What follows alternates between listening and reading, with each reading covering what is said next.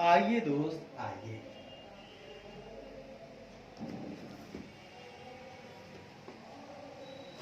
जैसा कि हम लोग पढ़ रहे थे, क्या पढ़ रहे थे यारों?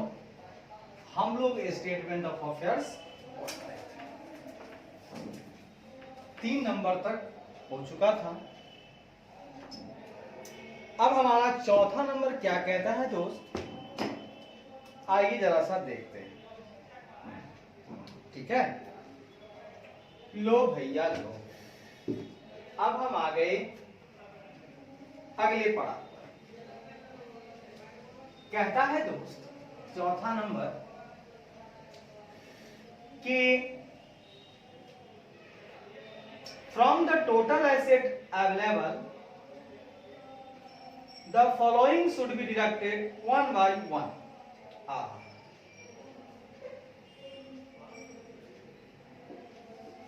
जो भी कुल एसेट्स अवेलेबल हैं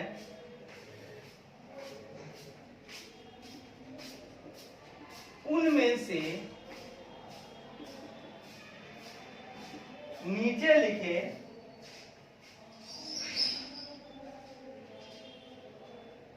लिखे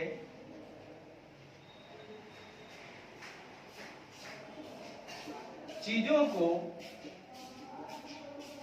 एक एक करके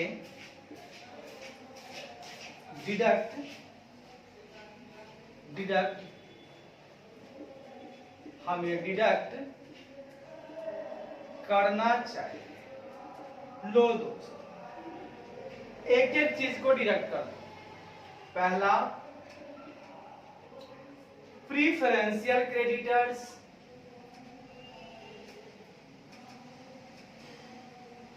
यानी पूर्वाधिकार जिनका होता है, जिस लेनदार का पूर्वाधिकार होता है उनको पहले घटा दीजिए। दूसरा, debenture having floating charges,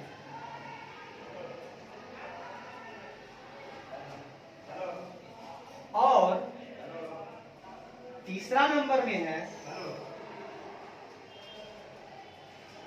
unsecured.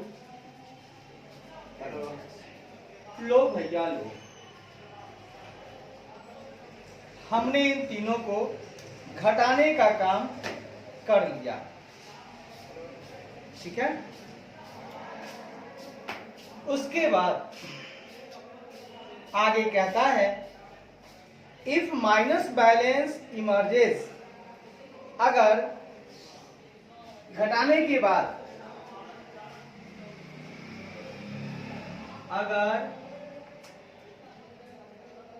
सभी को घटाने के बाद minus balance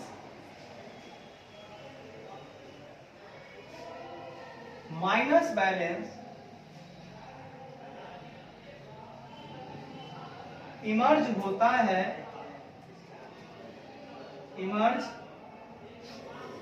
minus balance emerge यानी उभरना, इमर्ज होता है, तो अब माइनस बैलेंस ज्यादा हो गया यानी लॉसेस ज्यादा है, तो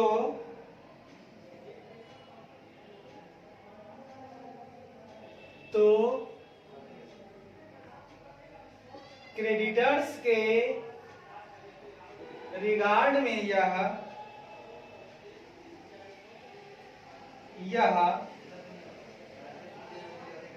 डिफिशियंसी होगा, अदरवाइज अन्यथा मैसेज कर दीजिए सरप्लस यानी अधिशेष होगा। लो भैया लो, ये भी हो गया, 4 नंबर भी हो गया। क्या कह दिया गौर से सुनिए। कि जो भी टोटल एसेट अवेलेबल थे मेरे पास, पैसा जो आया था, उसमें से हम लोगों ने सारे लेनदार की पेमेंट की। पेमेंट करने के बाद एसेट से ज्यादा हमारा ऋण हो गया, यानी हमने ऋण का चुकता नहीं कर पाया तो डिफिशियंसी। लेकिन अगर एसेट ज्यादा रह गया और सबका भुगतान भी हमने कर लिया, मतलब साफ जाहिर है ये मेरे लिए फायदा हो गया, है कि नहीं, सरप्लस हो गया। ये चीज आप समझ लीजिए। लो भैया लो,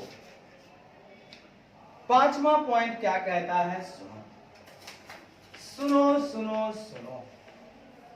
पांचवा पॉइंट क्या कहता है, सुनो सुनो सुनो। पांचवा पॉइंट क्या कहता है, सुनो सुनो सुनो। लो दोस्त, अब हम आ गए अपने पांचवें पॉइंट पर। लो, प्यार मोहब्बत से पढ़ेंगे, देहाती भाषा में पढ़ेंगे, और रात दिन हम लोग क्या बोलेंगे, जय हिंद जय भारत, जय हिंद जय भारत। हम ऊर्जावान हैं, हम ऊर्जावान हैं। अरे हम तो अभी अभी मैट्रिक दिए हैं, अरे हम लोग बहुत जवान हैं भाई, हमें तो बहुत काम करना है। अरे हमें तो लाखों वर्ष जीना है, सब कुछ देख कर जाना है भाई, कहीं कहाँ जाना है, यहीं के हैं यहीं रह जाना है। जय श्री राम। आइए दोस्त, पॉइंट नंबर 5 कहता है, the amount of total paid up capital. Total paid up capital का amount, total paid up capital का अमाउंट, हाँ, यहां प्रत्येक क्लास ऑफ शेयर्स का, यहां प्रत्येक क्लास ऑफ शेयर्स का डिटेल दें, पूरा डिटेल दें, किस किस क्लास का शेयर है, शेयर दें। शुड बी एडेड, कहां, तो टोटल पेड अप कैपिटल का, टोटल पेड अप कैपिटल का अमाउंट, अमाउंट को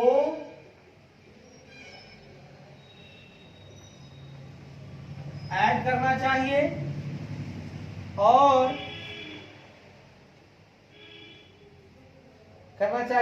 फिगर इमर्जिंग बिटवीन डिफिशियंसी या सरप्लस, और जो आंकड़े उभर कर आ रहे हैं वह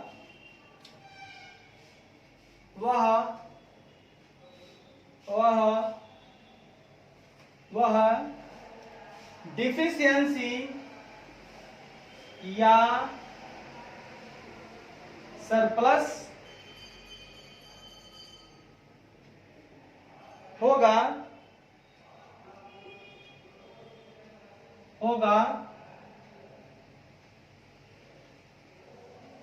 मेंबर के रिगार्ड में। ठीक है, मेंबर से संबंध जोड़ते हुए अगर हम देखते हैं, यदि टोटल पेड अप कैपिटल आपके पास है, उसको भी इसमें ऐड कर दीजिए। किसमें, जो डिफिशियंसी या सरप्लस आया है उसमें अगर पेड अप कैपिटल आप जोड़ते हो, उसके बाद अगर जो भी आता है वो डिफिशियंसी या सरप्लस, तो वो मेंबर के लिए होगा। अब उस मेंबर को सहना होगा, सरप्लस आएगा तो लेकर जाएगा, घटा होगा तो उसको दर्द सहना पड़ेगा। लो भैया लो, इसको भी हम लोगों ने आरंभ कर दिया देखना। कहता है, एक हम बात बताना चाहते हैं, एक नोट देना चाहते हैं।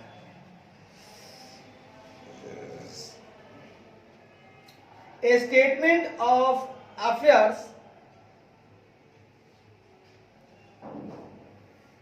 एट लिस्ट के साथ होना चाहिए। A statement of affairs निम्नलिखित 8 लिस्ट के साथ तैयार होना चाहिए। ये 8 लिस्ट में साहब तैयार होगा। ठीक है, चलिए 8 लिस्ट हम अभी जान लेते हैं। आज बिना देरी किए हुए एकदम मन को शांत करके पूरी जोड़ लगानी है, क्योंकि आज हमारी थ्योरी का लमसम पार्ट खत्म हो जाएगा। फिर छोटे छोटे पार्ट आते जाएंगे, हम उन्हें पूरा करते जाएंगे और इस चैप्टर में हम अगला पड़ाव को जीतते चले जाएंगे। ठीक है भैया। अच्छा, 8 लिस्ट है। लिस्ट ए, सबसे पहला होता है लिस्ट ए, जिसमें क्या होगा? Full particulars of every description. इसको इंग्लिश में लिखेंगे सर, फुल, ज्यादा समझ में आएगा। Full particulars of every description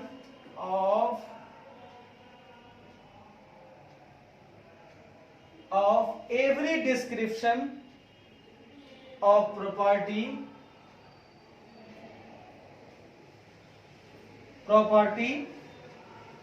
not specifically placed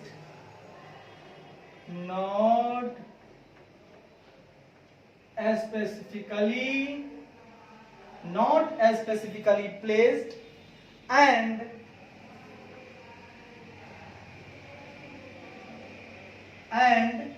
included in any other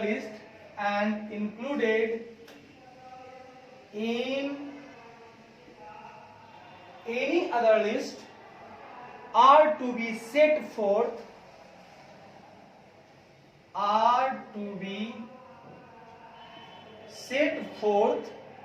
in this list।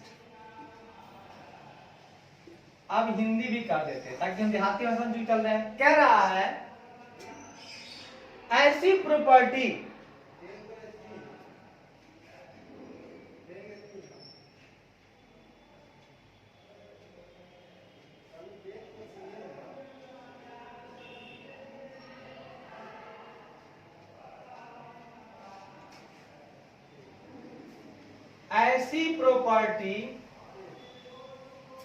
जो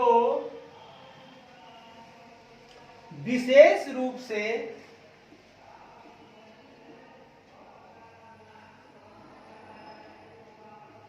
बंधक नहीं है,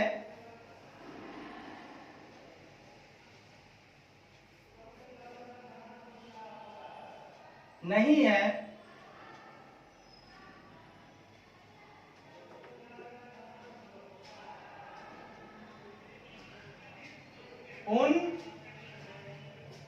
प्रत्येक का पूर्ण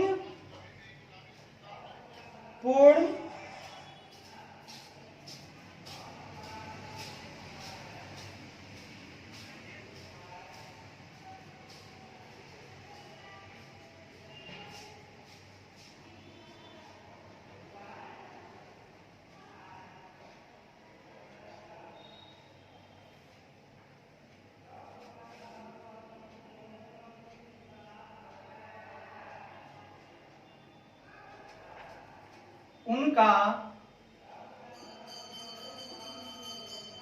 प्रत्येक विवरण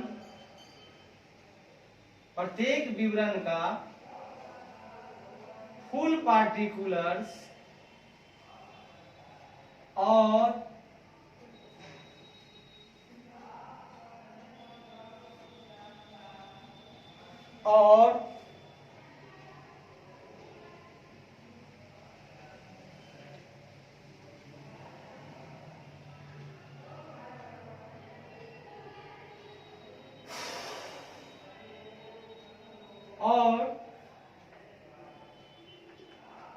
जो किसी दूसरे लिस्ट में भी इंक्लूड होते हैं उन्हें इस लिस्ट में सेट करना होगा। अब भैया जो समझता समझिए, नहीं आता है नहीं समझिए। इंग्लिश पर ध्यान कि लिस्ट ए में हम ऐसे प्रॉपर्टी का विवरण देते हैं जो कि स्पेसिफिकली प्लेस्ड नहीं है, जो कि स्पेसिफिकली प्लेस्ड नहीं है। लिस्ट बी में हम उसको लेते हैं, ऐसे एसेट्स को लेते हैं, एसेट्स स्पेसिफिकली प्लेस्ड, ऐसा एसेट जो स्पेसिफिकली प्लेस्ड हो, एंड हम लोग यहां पर ऐसे क्रेडिटर्स को लेते हैं जो फुल्ली और पार्टली सिक्योर्ड हो, फुल्ली और पार्टली सिक्योर्ड हो। मतलब साफ है कि यदि एसेट बंधक में है तो कोई ना कोई ऋणी लिया होगा जो सिक्योर्ड ऋणी होगा, तो उस सिक्योर्ड ऋणी को यहां लेते हैं और प्लस हम उस एसेट को भी लेते हैं। यदि इन दोनों का सरप्लस आगे आता है तो अगली लाइन में एक्सटेंड कर देते हैं, और नहीं आता है तो इसको अनसिक्योर्ड क्रेडिटर के साथ पेमेंट कर देते हैं। आइए दोस्त आइए, लिस्ट सी में हम देते हैं प्रेफरेंशियल क्रेडिटर्स। लिस्ट सी में क्या आता है? प्रीफरेंशियल क्रेडिटर्स फॉर, किसके लिए? For rates, taxes, salaries, taxes, salaries, wage and otherwise, और कोई भी होगा तो वो आएगा। सर जी प्रेफरेंशियल क्रेडिटर्स में कुछ रेट्स आते हैं, कुछ गवर्नमेंट का टैक्स भी आता है, कुछ सैलरीज आते हैं, कुछ वेजेज आते हैं, ये सारे आते हैं। अब आता है इसको याद करने का ट्रिक, ए और बी। ए है नॉट स्पेशली प्लेस्ड एसेट्स, ए से एसेट्स नॉट स्पेशली, अब बी में भी ऐसा एसेट जो स्पेशली प्लेस्ड हो। सी से प्रेफरेंशियल क्रेडिटर, डी से डिवेंचर। डी से होता है list of debenture holders, list of debenture holders, list of debenture holders secured by a floating charges, secured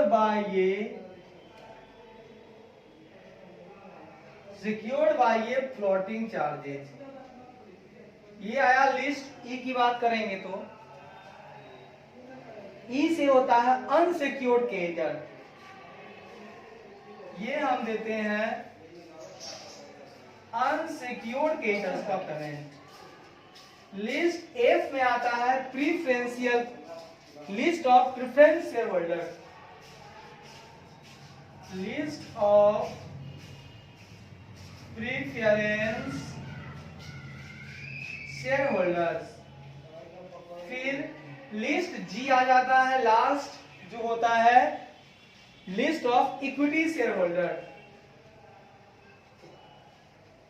list of equity share holder. और एक list और होता है जिसका नाम होता है एच, जिसमें आता है डिफिशियंसी और सरप्लस अकाउंट, डिफिशियंसी और सरप्लस अकाउंट। लो भैया लो, ये पूरे हो गए आपके काम। है दोस्त, अब हमारा अगला पड़ाव है डिफिशियंसी अकाउंट को समझना। आप लोग जितनी बार हो सके उतनी बार सुनेंगे तो ज्यादा अच्छा रहेगा, मेमोराइज ज्यादा होगा, और वो भी बिल्कुल देहाती भाषा में। किस भाषा में? बिल्कुल देहाती भाषा में। आइए दोस्त आइए, हम डिफिशियंसी अकाउंट की तरफ चलते हैं। आइए, एक मिनट। आइए दोस्त, आइए, अब हम आगे बढ़ते हैं।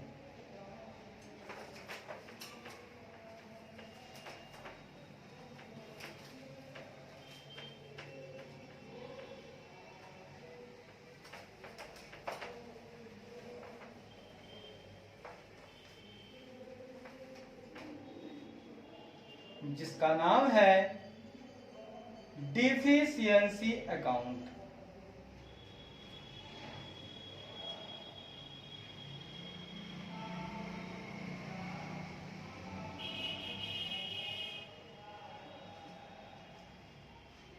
लीजिए दोस्त, लीजिए। कहता है the official liquidator will specify a date for period minimum 3 years beginning with the date on which information is supplied for preparation of an account to explain the deficiency or surplus। कहता है official liquidator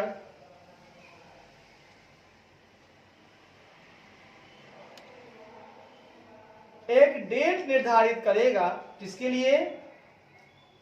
for period beginning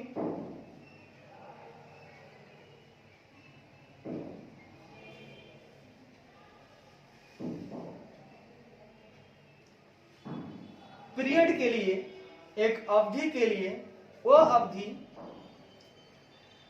जिसकी शुरुआत उस तारीख से होगी जिस तारीख को इंफॉर्मेशन प्रदान की जाती है for preparation of an account, account की तैयारी के लिए जिस तारीख को इंफॉर्मेशन सप्लाई होती है उस तारीख से ये पीरियड की शुरुआत होती है।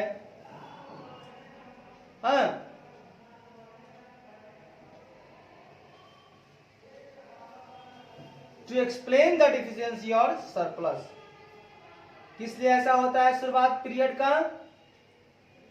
ताकि आप जो है डिफिशियंसी या सरप्लस को एक्सप्लेन करते करें। कहता है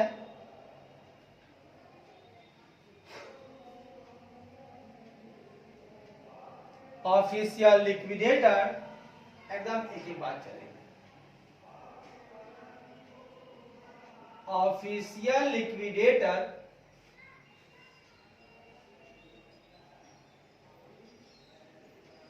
पीरियड के लिए डेटर अवधि के लिए एक तारीख निर्दिष्ट करेगा जो मिनिमम 3 साल का होगा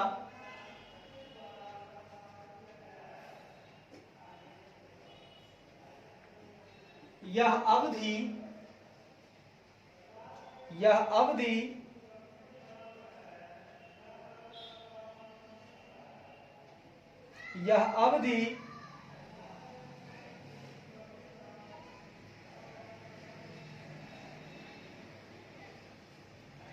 इस अवधि की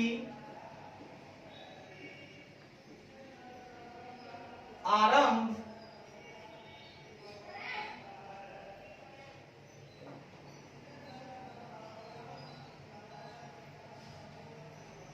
का आरंभ उस तारीख से होगी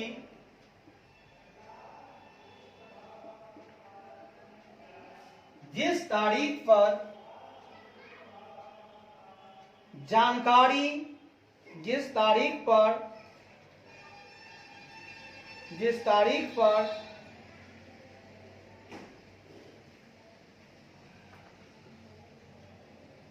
डिफिशियंसी या सरप्लस की व्याख्या करने के लिए व्याख्या करने के लिए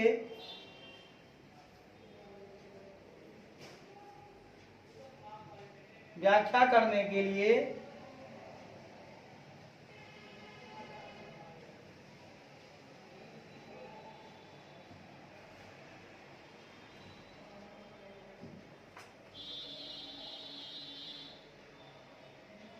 व्याख्या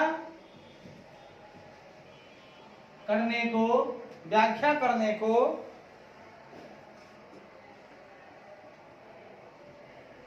एक अकाउंट की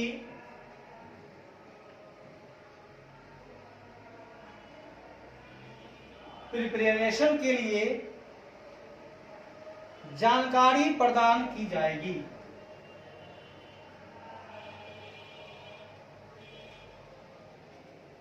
क्या कह दिया सुनिएगा। कहता है कि ऑफिशियल लिक्विडेटर जो होगा वह एक पीरियड के लिए एक तारीख निर्दिष्ट करेगा जो कि मिनिमम 3 साल का होगा, और ये जो अवधि जो होगा, जिस अवधि को तारीख कर रहा है निश्चित, उस अवधि का जो आरंभ होगा उस तारीख से होगा। 3 साल तक होगा तो ठीक है। आरंभ होगा उस तारीख से जिस तारीख पर डिफिशियंसी या सरप्लस की व्याख्या करने के लिए एक अकाउंट तैयार होगा, और उस अकाउंट की जब जानकारी आपको मिलनी शुरू हो जाएगी डिफिशियंसी या सरप्लस को व्याख्या करने के लिए, उस दिन से उस अवधि का आरंभ हो जाएगा, और उस अवधि का अवधि चलेगा 3 साल तक। और उस अवधि के लिए हमारा ऑफिशियल लिक्विडेटर जो तारीख निर्दिष्ट करेगा वो यही तारीख होगी कि फलाने तारीख से डिफिशियंसी अकाउंट बनना शुरू हुआ। जब डिफिशियंसी अकाउंट बनाएंगे तो कौन सा डेट देंगे?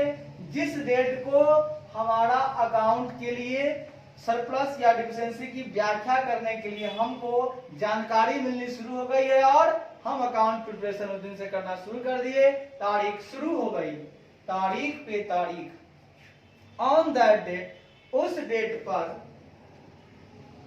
यानी उस तारीख पर या तो एसेट्स कैपिटल प्लस लायबिलिटी से ज्यादा हो जाएगा, उस तारीख पर या तो एसेट्स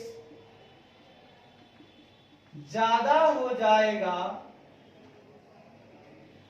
कैपिटल प्लस कैपिटल जोड़ लायबिलिटीज से,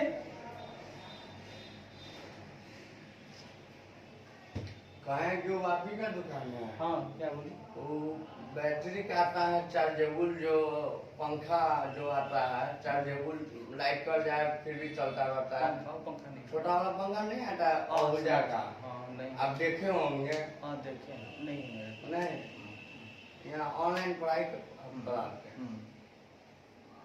वो वाला नहीं है मेरे पास। चलिए ठीक है, जा रहे हैं, देख लेते हैं। अब आइए मेरे मित्र, हम आगे बढ़ते हैं। तो या तो हमारा एसेट जो होगा वो ज्यादा हो जाएगा कैपिटल प्लस लायबिलिटी से, हाँ, तो क्या होगा? There would be a reserve और there would be a deficit और debit balance in the profit and loss account. अगर आपका कैपिटल प्लस लायबिलिटी से ज्यादा एसेट हो जाता है, इसका मतलब क्या होगा? There would be a reserve. इसका मतलब अगर एसेट ज्यादा है तो वहां कुछ ना कुछ हमको फायदा मिलना हुआ है ना। तो इसका मतलब वहां कोई रिजर्व होगा, वहां कोई रिजर्व होगा, या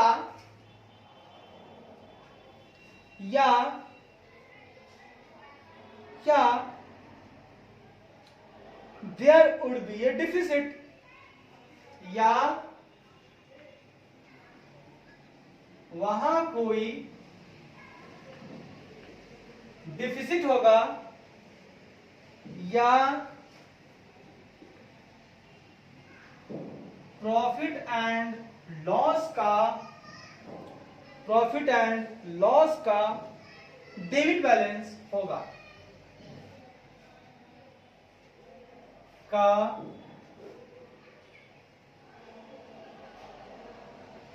क्या क्या दिया दोस्त, अगर आपका एसेट ज्यादा है तो या तो रिजर्व होगा इस तरफ और नहीं तो हो सकता है कि एसेट के तरफ जो आपने लिखा है तो वहां पर पीएल का डेबिट बैलेंस लिखा होगा तो उसको हम लोग यहां पे क्या कर देंगे, कैपिटल के तरफ में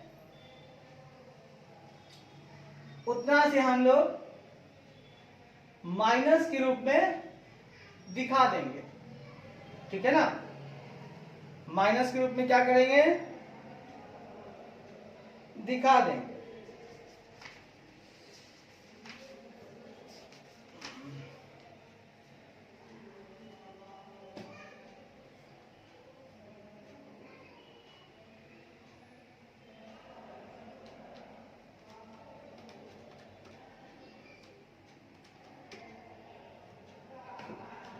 ठीक है।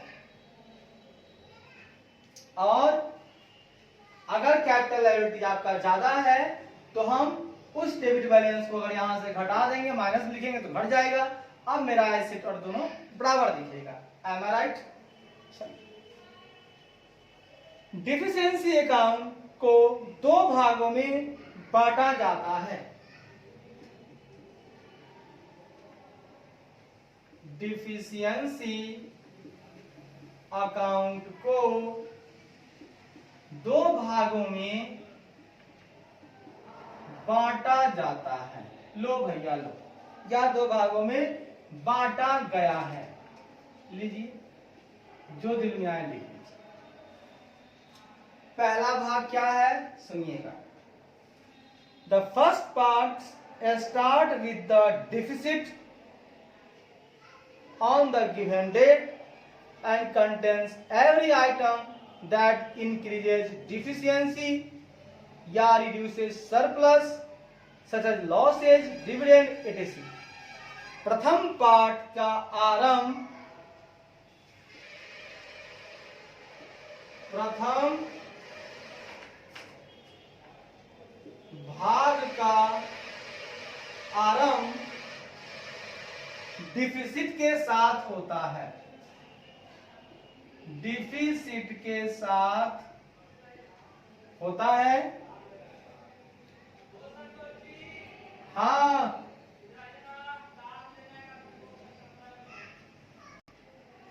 आइए दोस्त आइए।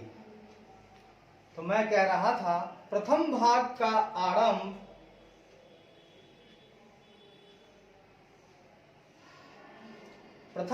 का आरंभ डिफिसिट के साथ होता है। अच्छी बात। दिए गए तारीख पर, जो भी तारीख दिया गया है उसी तारीख पर डिफिसिट के साथ आरंभ होता है और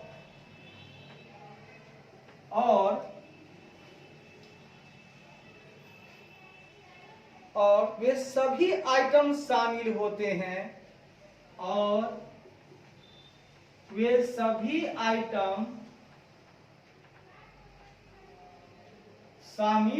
हैं जो कि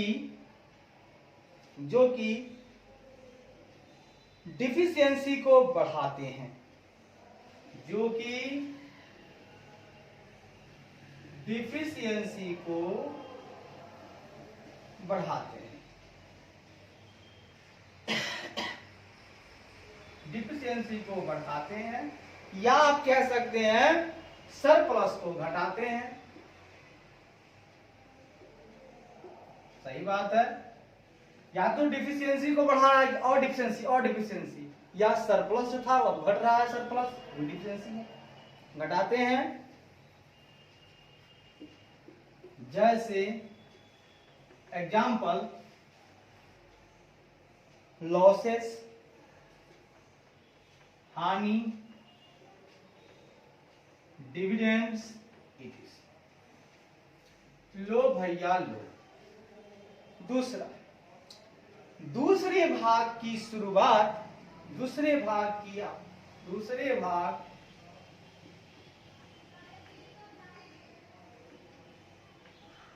शुरुआत सरप्लस के साथ होता है। शुरुआत दिए गए तारीख पर सरप्लस के साथ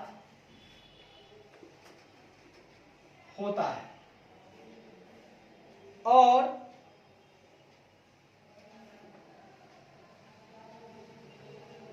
इसमें सारे प्रॉफिट्स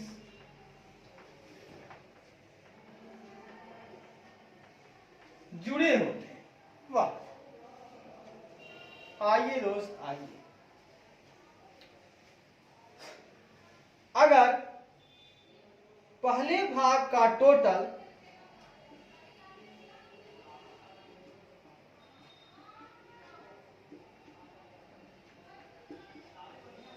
टोटल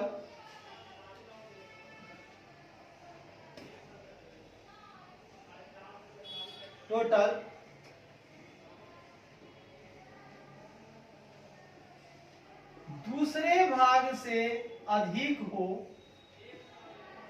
जाए, पहले भाग का total exceeds that of the second, तो पहले भाग का टोटल अगर ज्यादा हो जाए दूसरे से तो यह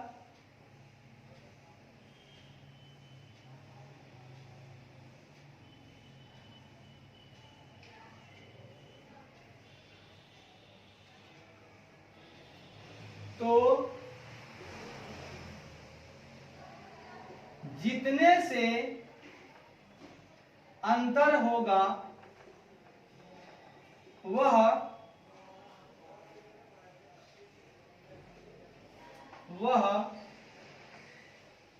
डिफिशियंसी होगा। अगर अधिक है और जितने से अधिक होगा, अंतर होगा, वो सारा डिफिशियंसी होगा। और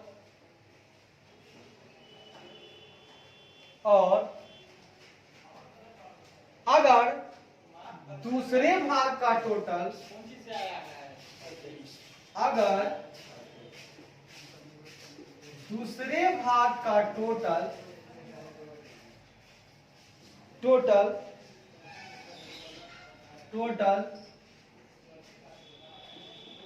पहले भाग से ज्यादा हो जाए तो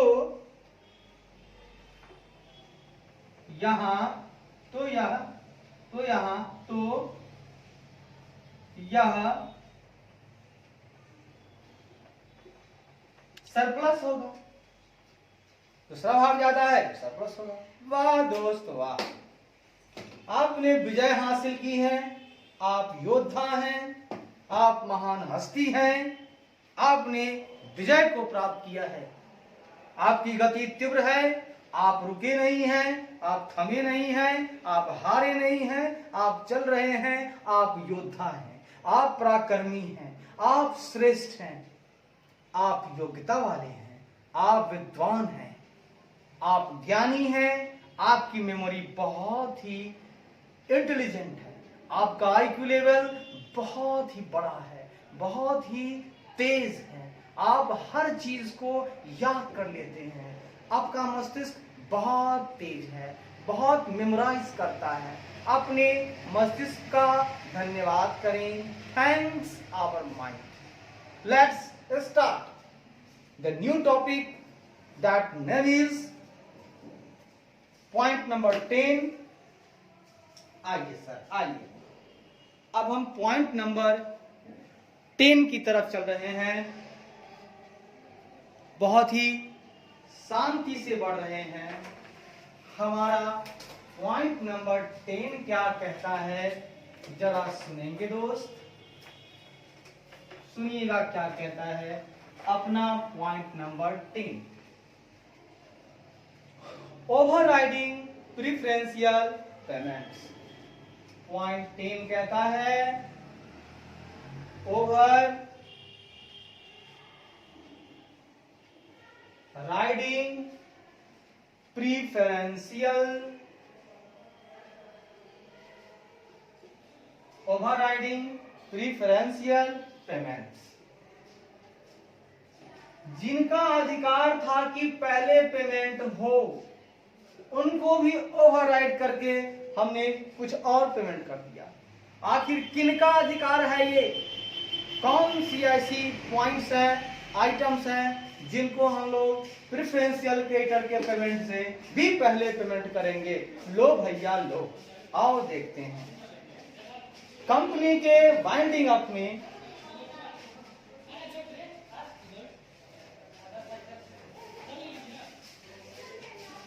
कंपनी के समापन यानी वाइंडिंग अप में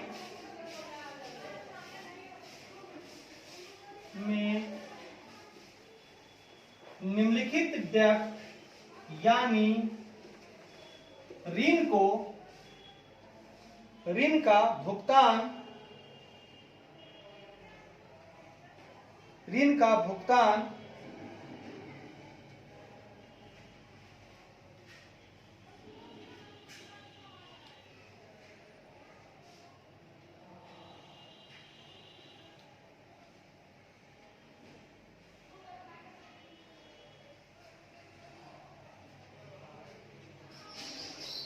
का भुगतान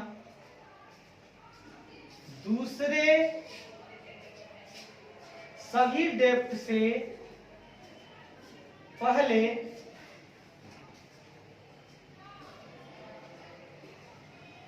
प्राथमिकता देते हुए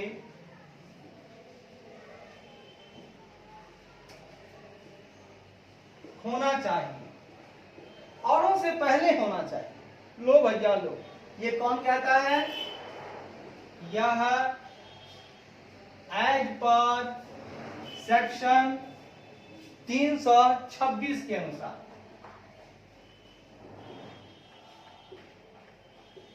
मतलब 326 के अनुसार हम आज बात करेंगे कि कुछ ऐसे भी ऋण का भुगतान है, पेमेंट है, जो हम दूसरे किसी भी अदर डेब्ट से पहले इनका भुगतान हम लोग करेंगे।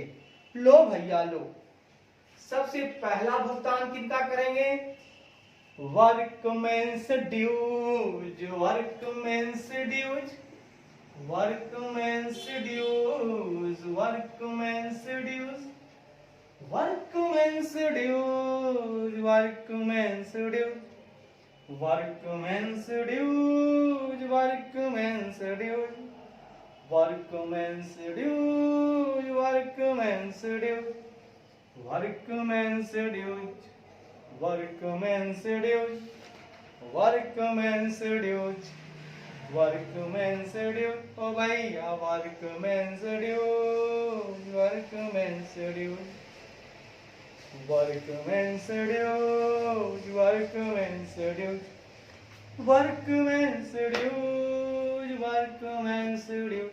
किसी भी वर्कर का अगर कुछ भी बाकी है तो प्रेफरेंशियल से पहले आपको इनको देना होगा। नंबर बी क्या कहता है सुनिएगा।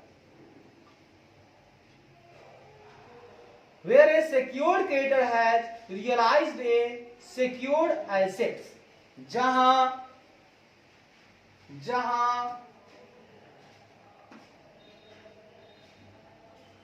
सेक्योर्ड क्रेडिटर ने सेक्योर्ड एसेट्स को रियलाइज किया है। सही बात है, अगर सुरक्षित क्रेडिटर है तो वो सुरक्षित एसेट को रियलाइज किया है, comma so much of the debts, so much of the debts, जितना अधिक हो ऐसे डेब्ट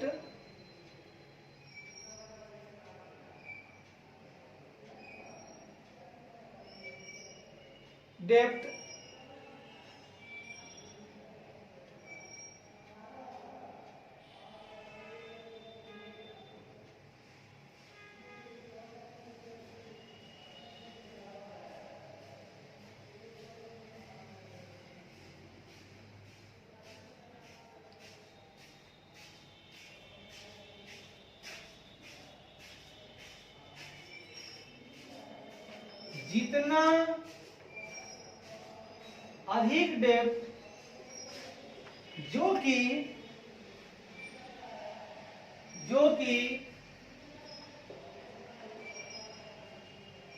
ऐसे सिक्योर्ड क्रेडिटर की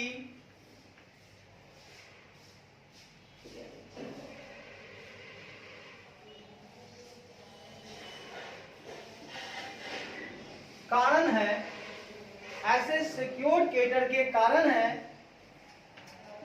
ठीक है, ऐसे डेप्थ कारण है, एज कुड नॉट कारण है, और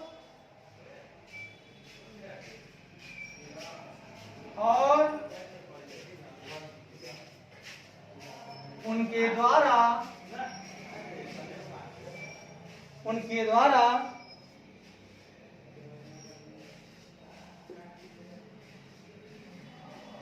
रियलाइज नहीं हो सका है। सुनिएगा, वैसे तो सिक्योर्ड क्रेडिटर ने सिक्योर्ड एसेट को रियलाइज किया हुआ है, लेकिन हो सकता है कि कुछ डेप्ट, जितना अधिक हो सके डेप्ट जो कि ऐसे सिक्योर्ड क्रेडिटर के कारण उत्पन्न हुए हैं, और उन डेप्ट को, है ना, उस ऋण को क्रेडिटर के द्वारा रियलाइज नहीं हो सका है, या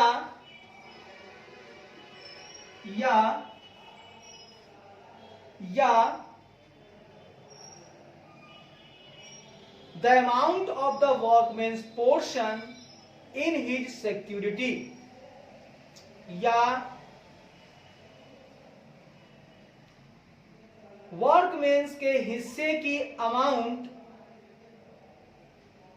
या वर्कमैन के हिस्से की राशि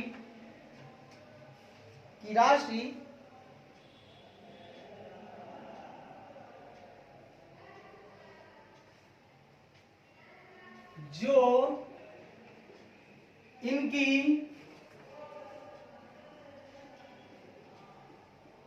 सिक्योरिटी में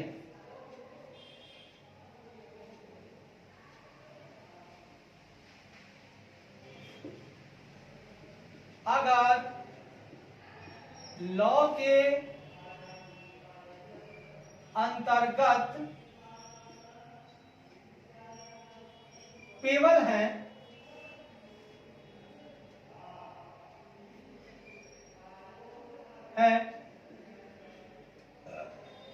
विच एवर इज लेस, जो दोनों में कम हो उनकी भुगतान हम पहले करेंगे। सुनिएगा, याद रखिएगा, वर्कमैन के हिस्से की राशि जो इनकी सिक्योरिटी में है उनको देना है वर्कमैन का हिस्सा, और प्लस जो सिक्योर्ड क्रेडिटर हैं उनको देना है आपको। तो जो दोनों में कम होगा पहले उनको देंगे। अगर वर्कमैन का कम है तो वर्कमैन को दे देंगे, अगर सिक्योर्ड क्रेडिटर कम है तो उनको दे देंगे।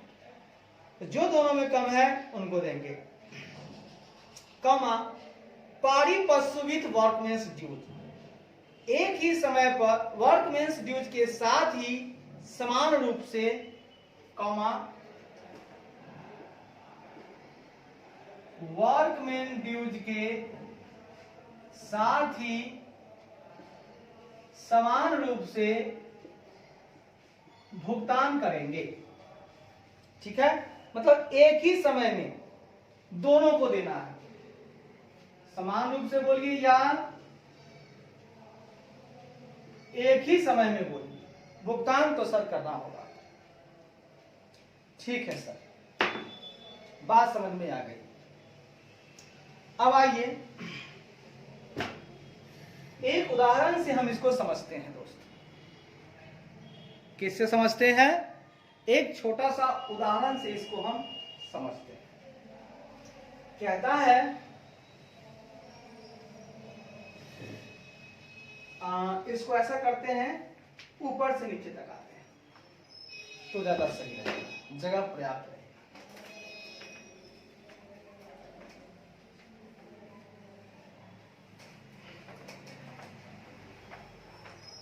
लो भैया लो। एक उदाहरण जरा समझा दूंगा आपको, ज्यादा बेटर होगा। कहता है कंपनी के सिक्योर्ड क्रेडिटर की, कंपनी की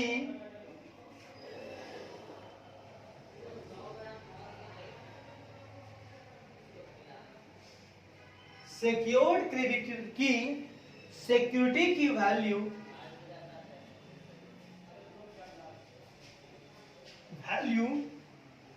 1,00,000 है। 1,00,000। अच्छा, वर्कमैन्स ड्यूज का टोटल अमाउंट, वर्कमैन्स ड्यूज का टोटल अमाउंट भी ₹1,00,000।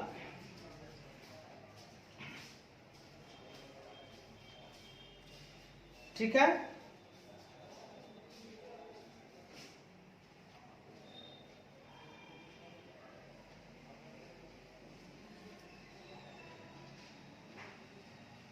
कंपनी का, कंपनी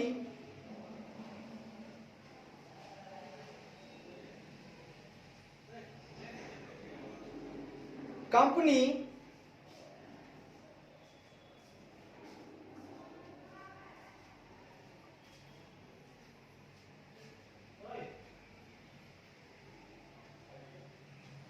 कंपनी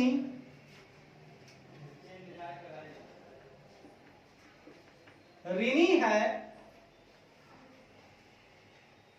अपने सिक्योर्ड क्रेडिटर का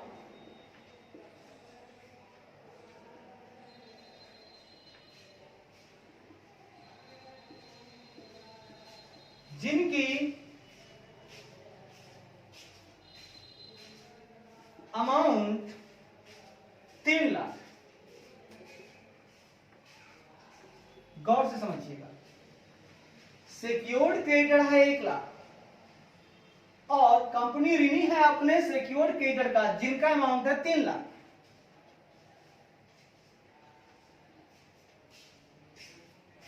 और वैसे कंपनी का सिक्योर्ड क्रेडिटर 1,00,000 है, लेकिन वो जो है ना 3,00,000 का ऋणी है। कंपनी क्या है? 3,00,000 का ऋणी। तो टोटल, तो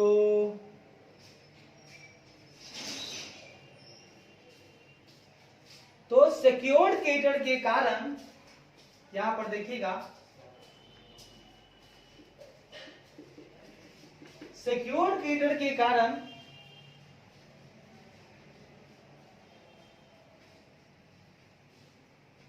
टोटल डेब्ट्स के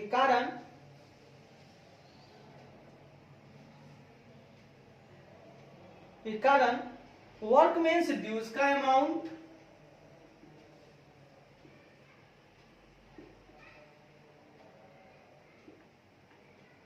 और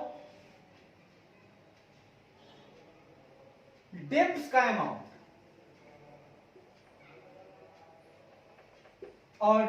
अमाउंट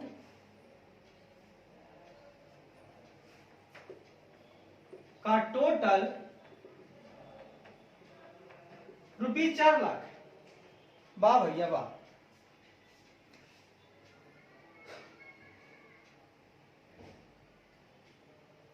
वर्कमैन के हिस्से, the workman's portion of the security is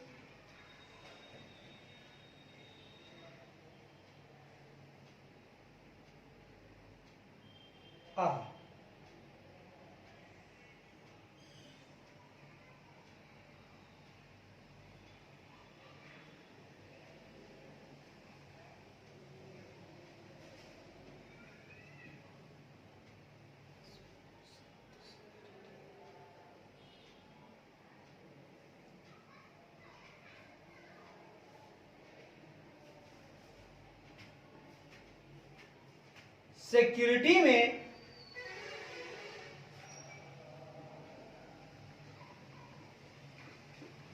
में वर्कमैन का पोर्शन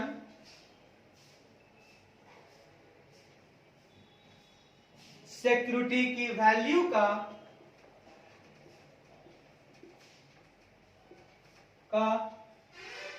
1/4 है, मतलब 1/4 है, 1/4, जो कि 25,000 रुपया है। अब लो भैया, एक जो एग्जाम्पल हमने दिया है इसको जरा सा आप समझ लीजिएगा कि कंपनी जो है उसका सिक्योर्ड क्रेडिटर की सिक्योरिटी की वैल्यू 1 लाख है।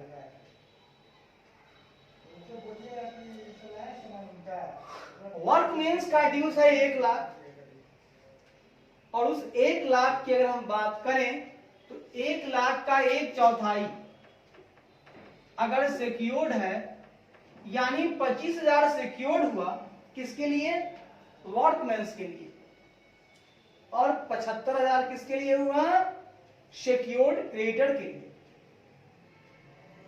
तो अब जो दोनों में कम है हमको उसको देना है, तो पहले सवाल ये उठता है कि 3 लाख तो हम दे नहीं पाएंगे, क्योंकि मेरे पास सिक्योरिटी कितना है? 1 लाख की। 3 लाख कहां से देंगे? उसमें वर्कमेंस को देना है, तो इन दोनों को हम लोग पारी पशु देंगे। कैसे देंगे? दोनों को एक साथ देंगे, दोनों को एक साथ देंगे। तो आपके पास कितना है? 1 लाख, और जो दोनों में कम हुआ तो 1 लाख में 1/4 हो गया, और इधर हो गया 3/4, ये हो गया 25,000। दोनों में जो कम है तो पहले 25,000 देंगे हम वर्कमेंस ड्यूज, फिर 75,000 हम दे देंगे सिक्योर्ड क्रेडिटर। रेशियो मेरा यही रहेगा, ठीक है। वैसे तो ड्यूज और डेब्ट्स टोटल तो आपको 4 लाख देना है। 3 लाख इसको देना है और 1 लाख उसको देना है। क्या करेंगे आप? रेशियो आपका यही रहेगा 25:75, यानी 1:3।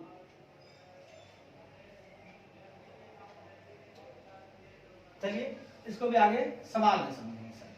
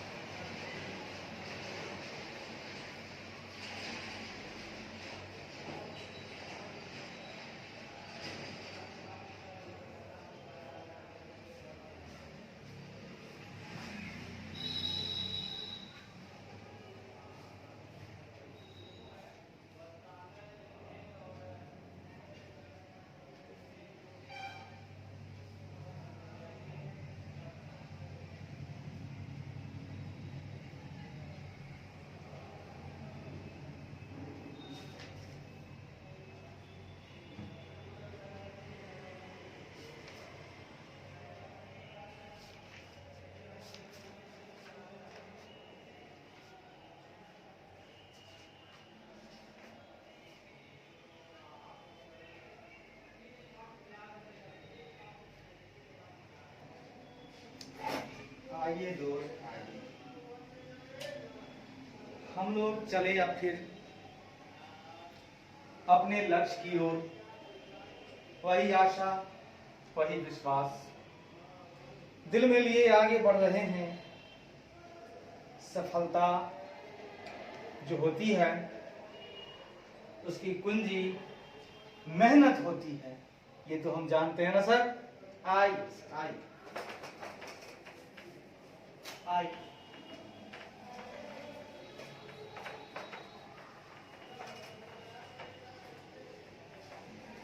आई हम कुछ व्याख्या देना चाहते हैं, हम एक्सप्लेनेशन देना चाहते हैं, हम व्याख्या करना चाहते हैं इस सेक्शन के लिए। फॉर दिस पर्पस, है ना, इस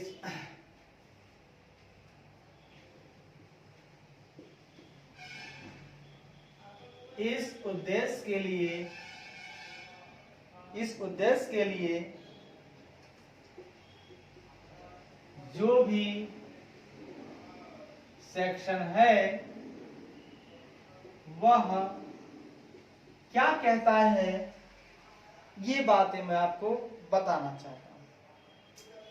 सबसे ऊपर हमारे पास आ गया है सर वर्क मैप।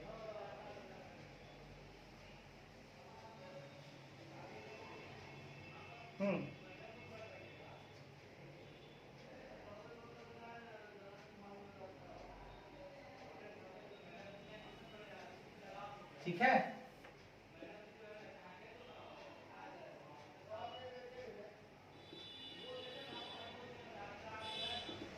जो सेक्शन है उसका क्या पर्पस है, उसकी हम व्याख्या करना चाहते हैं।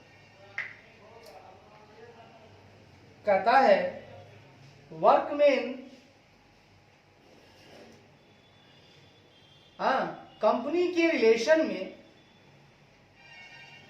सुनिएगा,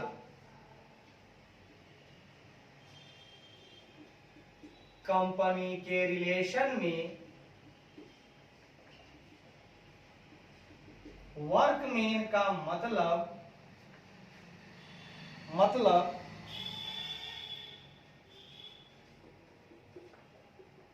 होता है कंपनी के एम्प्लॉय, कंपनी के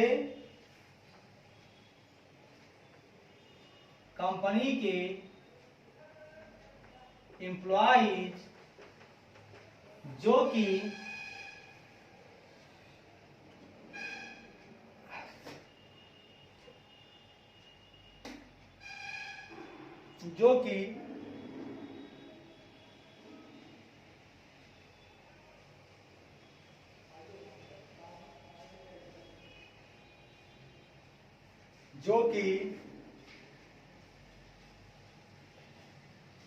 इंडस्ट्रियल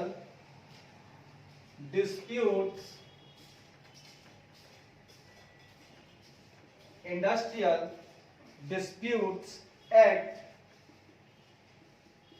1947 के सेक्शन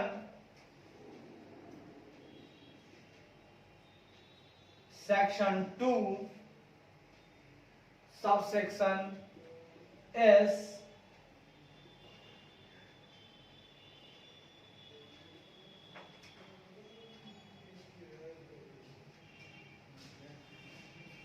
के अर्थानुसार एम्प्लॉई बने हैं। आए दोस्त, कंपनी के रिलेशन में अगर वर्कमैन का हम अर्थ जानना चाहते हैं तो हम कहेंगे कि कंपनी के एम्प्लॉय जो कि इंडस्ट्रियल डिस्प्यूट एक्ट 1947 के सेक्शन 2 सबसेक्शन एस के अर्थानुसार एम्प्लॉय बने हैं। ठीक है। दूसरा बात हम करेंगे आपसे वर्कमैन ड्यूज। सुनिएगा, कंपनी के रिलेशन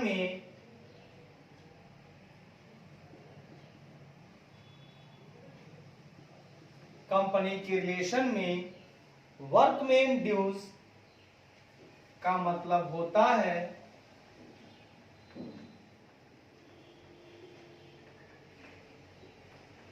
वर्कमैन ड्यूज का मतलब होता है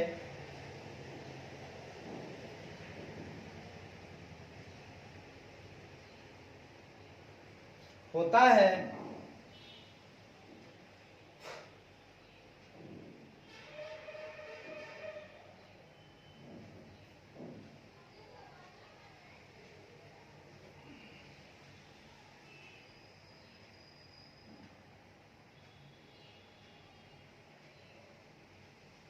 होता है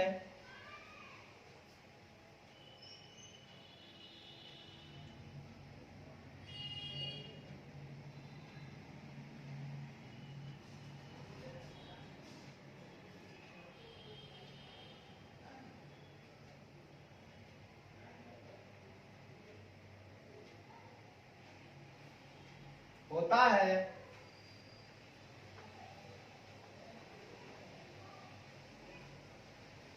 निम्नलिखित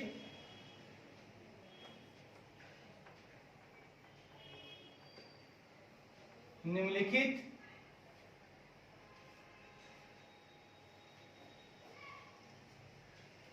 निम्नलिखित सम्स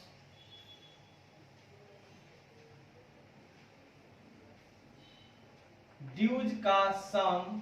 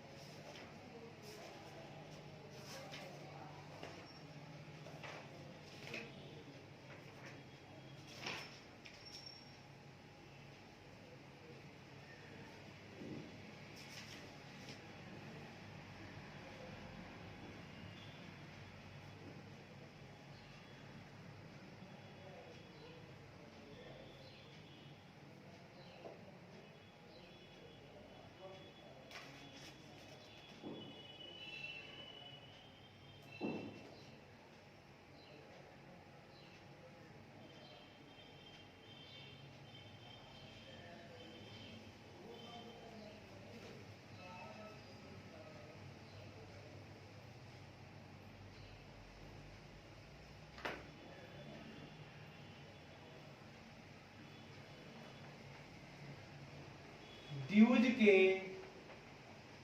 जोड़ का टोटल जो कि जो कि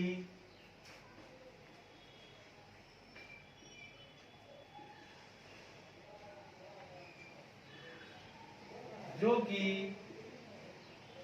कंपनी के यहां वर्कमैन का है। मतलब कंपनी के यहां, मतलब कंपनी ने वर्कमैन के कुछ ड्यूज रखे हैं जो नीचे दिए हुए हैं, उन सभी के जोड़ का जो टोटल होगा वही वर्कमैन ड्यूज होगा कंपनी के रिलेशन में, ऐसे सभी ड्यूज नहीं। तो लो भैया लो, तो हम workman dues one by one देखते हैं। पहला, सभी वेजेज या सैलरी, सभी वेजेज या मजदूरी या वेतन, सभी मजदूरी या वेतन वेतन वेतन जिनमें वेजेज पेबल भी इंक्लूड होंगे। लो भैया लो, पहला नंबर हो गया। पहला नंबर वर्क वेन्यूज का हमने ले लिया।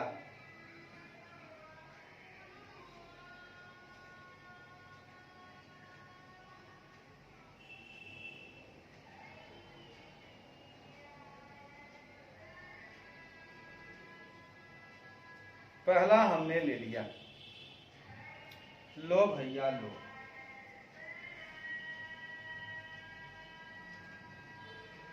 ये तो हमने ले लिया। ये भी दो पार्ट में है। इनका अगर हम ए बोले तो ऐसे वेजिटेबल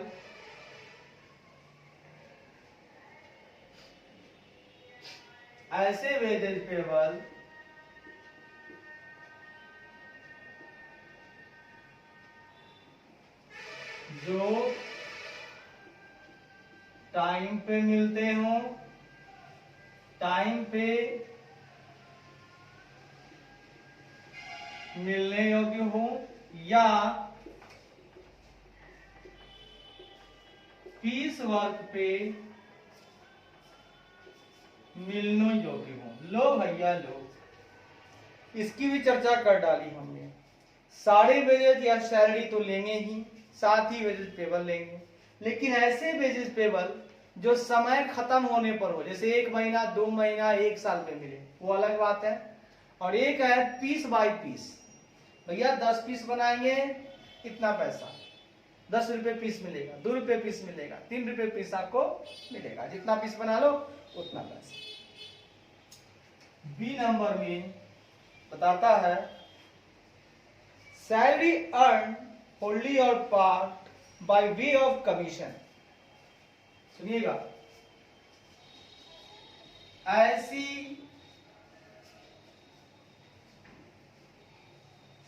कमाई गई सैलरी जो कि होल्ली हो या पार्टली, होल्ली मतलब पूरी या अंशतः, होल्ली या पार्टली कमीशन के द्वारा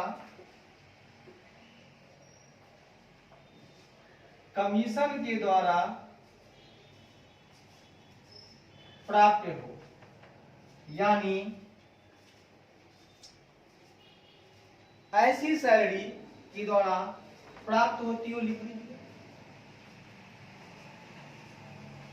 एक तो सैलरी होता है जो महीने में मिलता है, दूसरा सैलरी आपको मिलता है लेकिन कमीशन द्वारा मिलता है कि साहेब आपने इतना काम किया तो वेतन के रूप में हम आपको 2% 3% कमीशन देंगे। वो भी क्या हो जाता है दोस्त हमारे लिए, वो भी हमारे लिए वेजेज या सैलरी का ही हिस्सा होता है।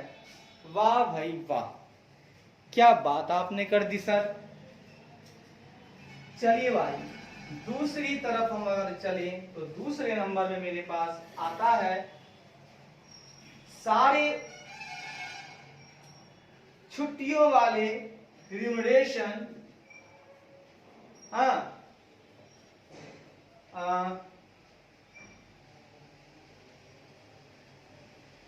सारे या सभी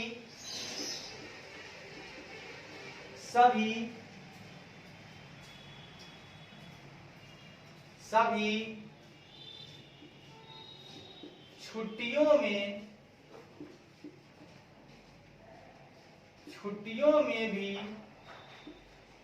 उपार्जित पारिश्रमिक मतलब रिम्यूनरेशन,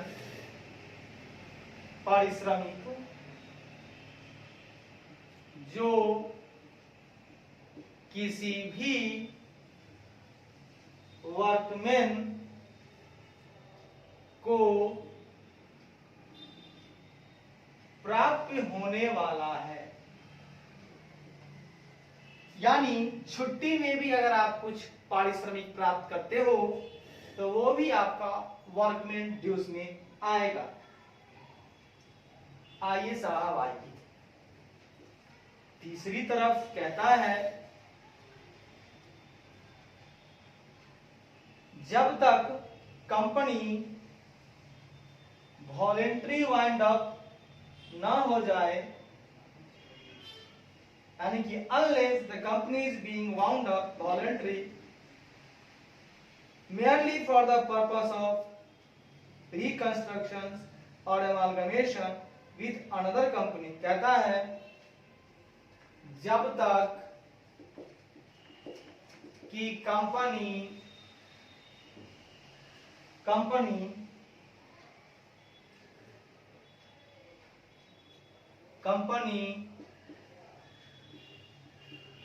बाउंड अप ना हो जाए, केवल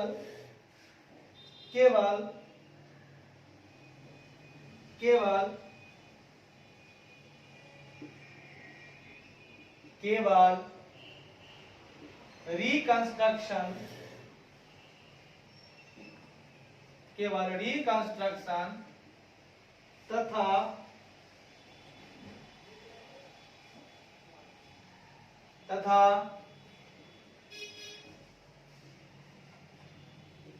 तथा दूसरी कंपनी के साथ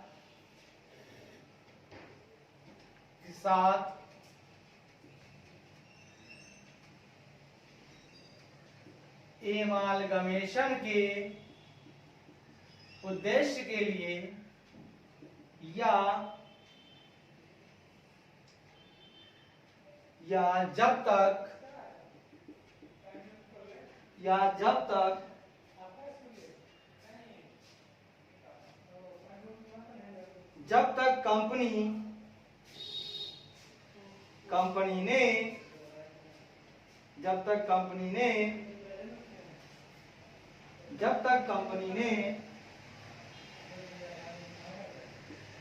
तक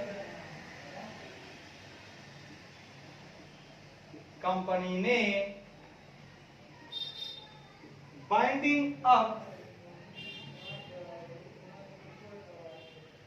ने बाइंडिंग अप का आरंभ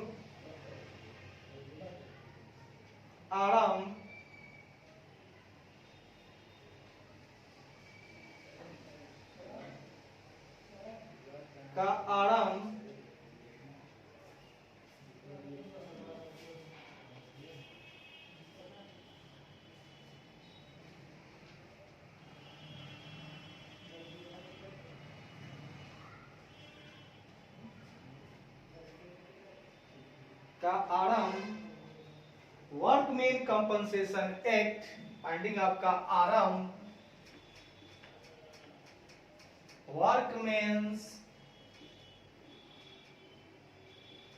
वर्कमैन कंपनसेशन एक्ट 1923 यानी सेक्शन 19 ऑफ 1923 क्या है? सेक्शन 19 ऑफ 1923 के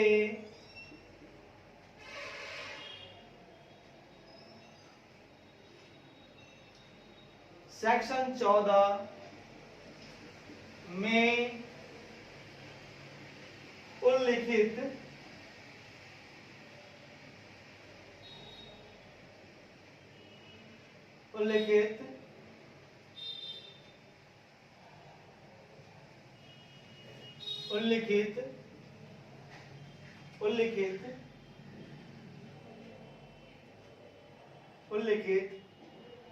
बीमा कंपनियों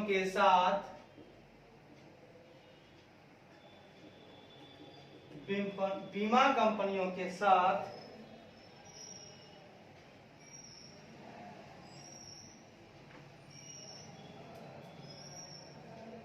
हुए कॉन्ट्रैक्ट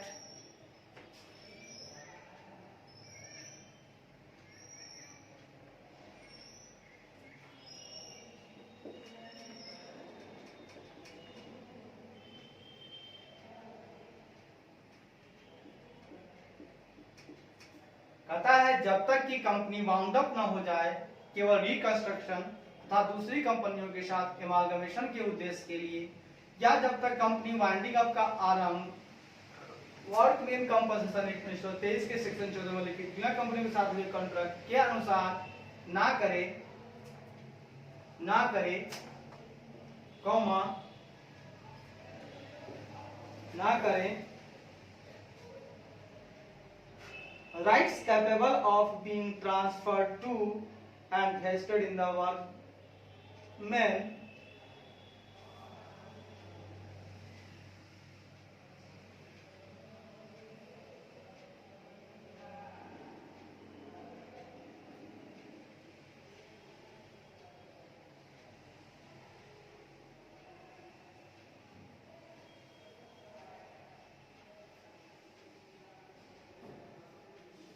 कंपनी ने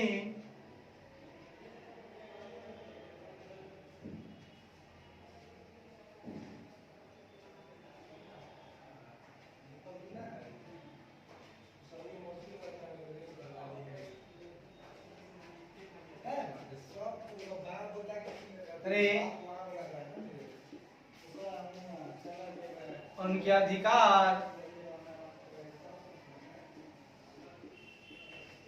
कैपेबल होने चाहिए ट्रांसफर्ड करने के लिए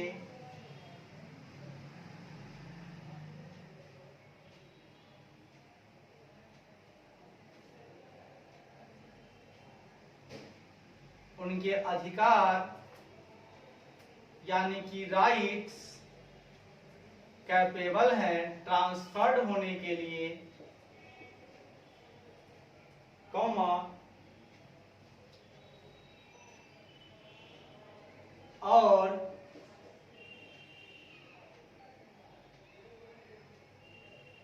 कार्यकर्ताओं में निहित हैं और कार्यकर्ताओं में निहित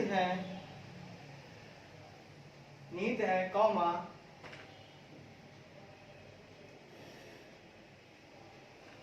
सारे कंपनसेशन इस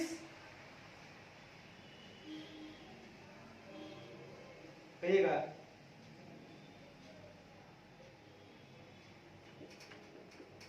उपरोक्त एक्ट के अंतर्गत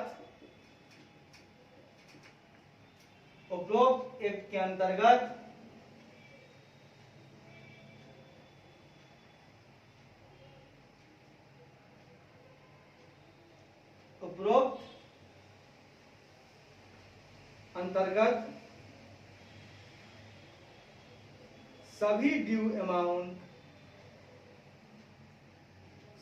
अमाउंट किसी भी कंपनसेशन और लायबिलिटी के संदर्भ में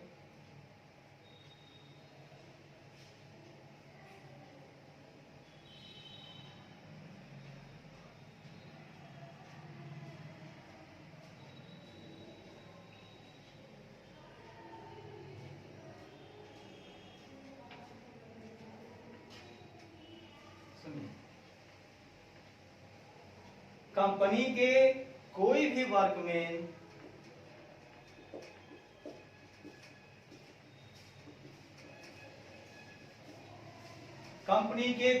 वर्कमैन के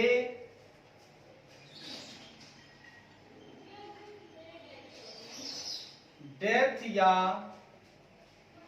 डिसएबलमेंट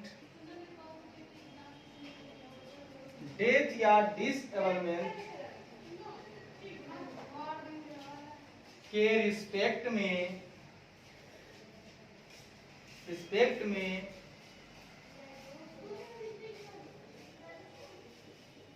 सेड एक्ट के अंतर्गत रिस्पेक्ट में सेड एक्ट के अंतर्गत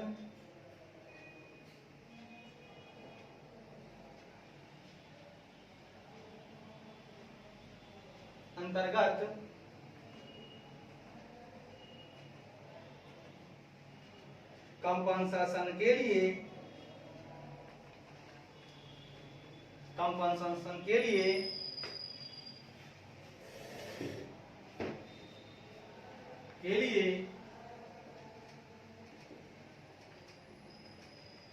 उत्पन्न लायबिलिटी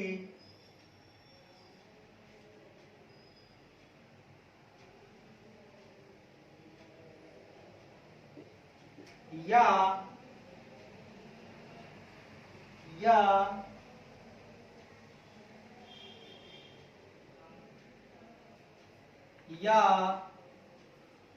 किसी भी कंपनसेशन के रिस्पेक्ट में सभी बकाया राशि। लो भैया लो, ये भी हो गया। क्या रहा है कि वर्कमैन ड्यूज में एक बात और हम बताना चाहते हैं आपको कि ड्यूज में क्या आएगा, तो सुनिएगा। जब तक कि कंपनी वाउंड अप न हो जाए, केवल रिकंस्ट्रक्शन तथा दूसरी कंपनी के साथ अमालगमेशन के उद्देश्य के लिए, या जब तक कंपनी ने वाइंडिंग अप का आरंभ वर्कमैन कंपनसेशन एक्ट 1923 के सेक्शन 14 में उल्लिखित बीमा कंपनियों के साथ हुए कॉन्ट्रैक्ट के अनुसार ना करे, उनके अधिकार कैपेबल हैं ट्रांसफर होने के लिए। ठीक है, उनके जो राइट्स हैं वो अभी इस योग्य है कि वो ट्रांसफर हो सकते हैं अगर वो ऐसा करता है तो। और ये कार्यकर्ताओं में निहित भी हैं, यानी वर्कमैन में वेस्टेड भी हैं, क्योंकि अभी तक अगर उनका उद्देश्य क्या है, रिकंस्ट्रक्शन के लिए है तथा दूसरी कंपनी के साथ अमालगमेशन के उद्देश्य के लिए है ना।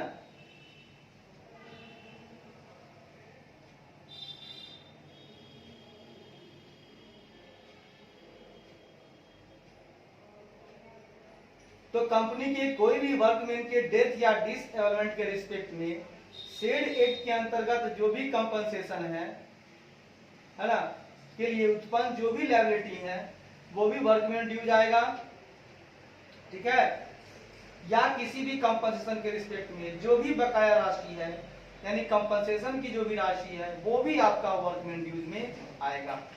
ऐ दोस्त, वर्कमैन ड्यूज में ये सारी बातें आएंगी जब तक कि कंपनी वाउंड अप ना हो जाए, केवल रिकंस्ट्रक्शन तथा दूसरी कंपनी के साथ अमालगमेशन के उद्देश्य के लिए, और उसके लिए हो जाता है तो कोई दिक्कत नहीं है, तब इस कंपनी को कुछ नहीं देना है, क्योंकि वो रिकंस्ट्रक्शन कर गई है तो जो बन के तैयार है वो करेगी, अमालगमेशन हो गया है तो दूसरी कंपनी देगी, है ना, वहां पे डीज वगैरह उसके मत्थे होगा।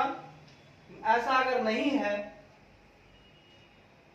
है तो उनका अधिकार कैपेबल है कि ट्रांसफर होने के लिए, है ना, उनका अधिकार है, उनका राइट्स जो है, जैसे वो कार्यकर्ताओं में निहित है ना, कार्यकर्ताओं के साथ उनको करना होगा ये सब।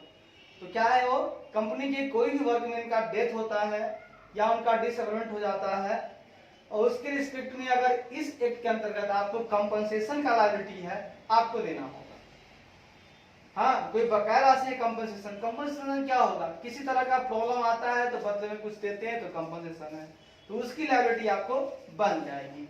लो भैया लो, 3 चीजें तो हो गई। अब आगे देखते हैं चौथा नंबर क्या कहता है। ये भी वर्कमैन ड्यूज में ही आता है। कहता है दोस्त,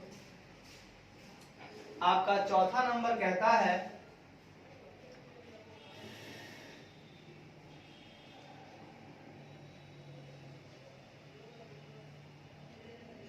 कंपनी द्वारा मेंटेन किया गया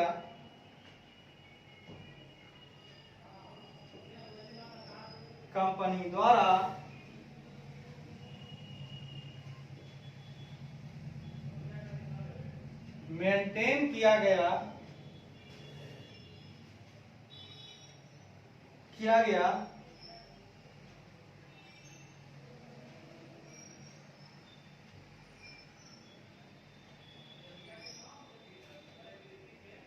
आ गया किसी भी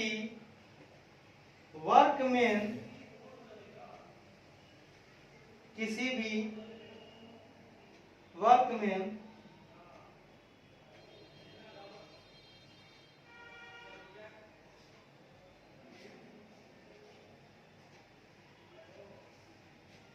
क्या गया किसी भी वर्कमैन के लिए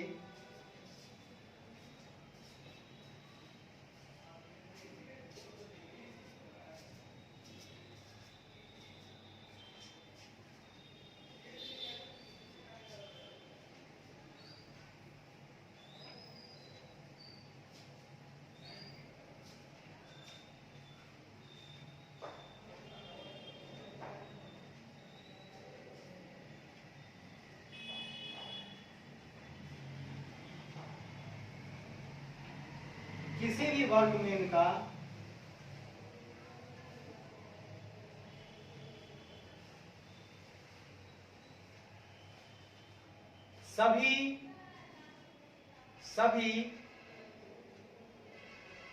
सभी ड्यूज रकम जो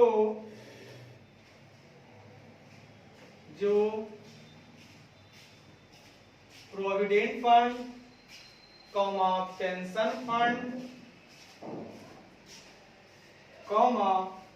ग्रेच्युटी फंड,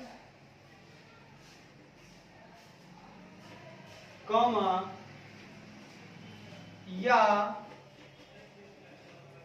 कोई भी दूसरी फंड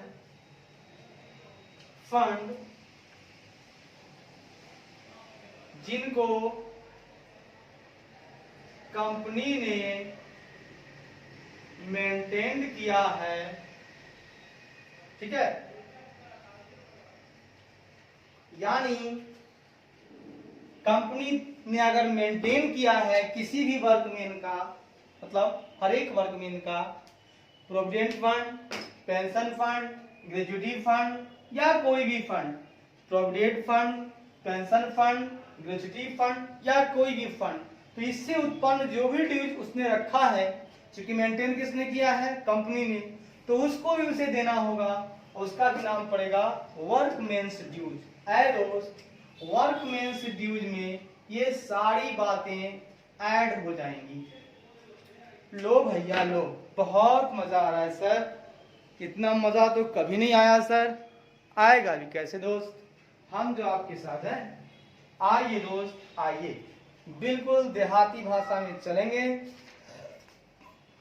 किसी तरह की दिक्कत आने की संभावना नहीं होगी।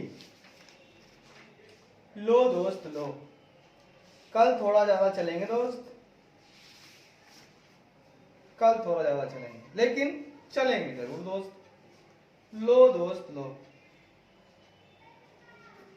लो दोस्त लो, लड्डू पेड़े बट रहे हैं, खा लो दोस्त खा लो, आओ दोस्त आओ।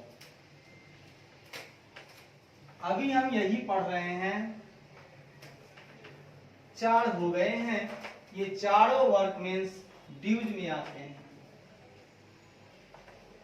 लो भैया लो, हीरे मोती से जड़े हैं जब हमने हिंदी करे हैं। आइए हिंदुस्तानी भाइयों,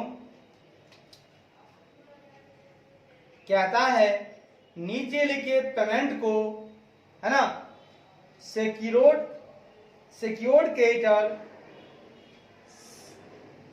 से भी प्राथमिकता देनी चाहिए। हाँ, नीचे लिखे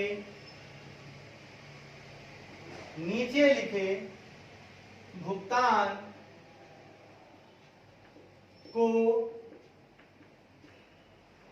प्राथमिकता देते हुए सिक्योर्ड क्रेडिटर से पहले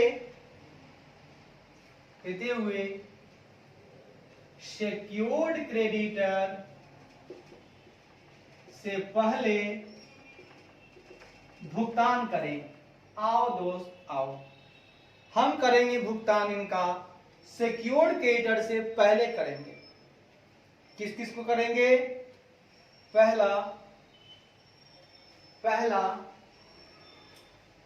ऑल वेजेस और सैलरी, ऑल वेजेस, इंग्लिश में लिखो भैया, ऑल वेजेज या सैलरी, क्वेश्चन बनाना होगा इंग्लिश में, ऑल वेजेज या सैलरी इंक्लूडिंग वेजेस पेबल। लो भैया लो, सभी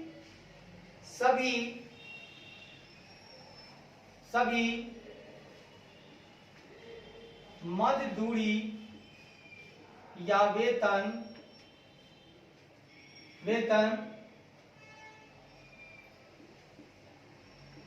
साथ में प्राप्य मजदूरी भी हम लोग ले लेंगे। दूसरा, सभी छुट्टियों में उपार्जित रिम्यूनरेशन, सभी छुट्टियों में उपार्जित हुई रिम्यूनरेशन जो कि किसी भी वर्कमैन को प्राप्य होने वाला है।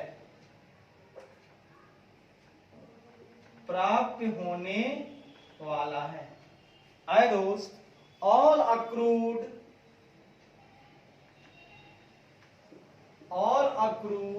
हॉलीडे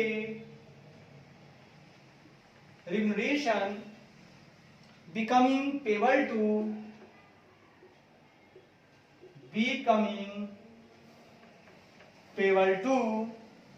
any workman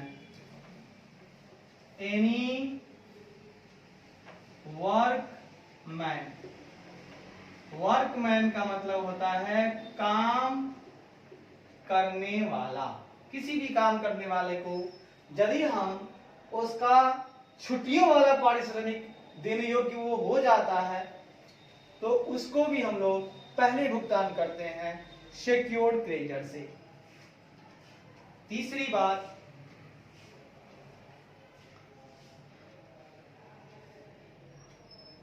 कहता है वाइंडिंग अप ऑर्डर से 2 साल पहले के पीरियड के लिए अगर उपरोक्त पेमेंट्स, लिखेगा, अगर ऊपर दिए गए भुगतान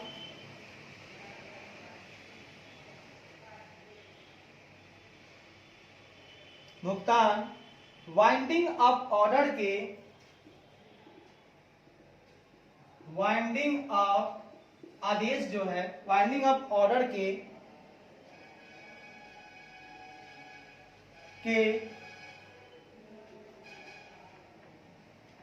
प्रीसीडिंग ऑर्डर के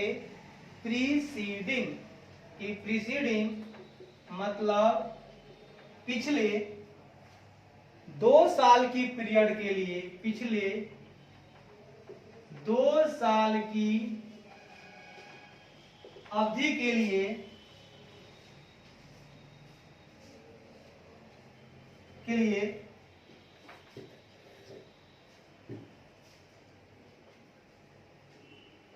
पेबल है, यानी कि जो भी भुगतान देना है वो वाइंडिंग अप का जो ऑर्डर आया है उससे पिछले 2 साल की अवधि के लिए अगर देना है तब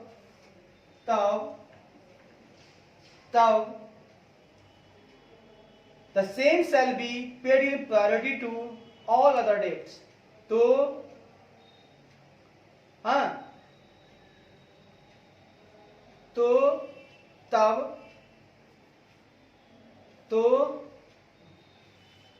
तो इसे प्राथमिकता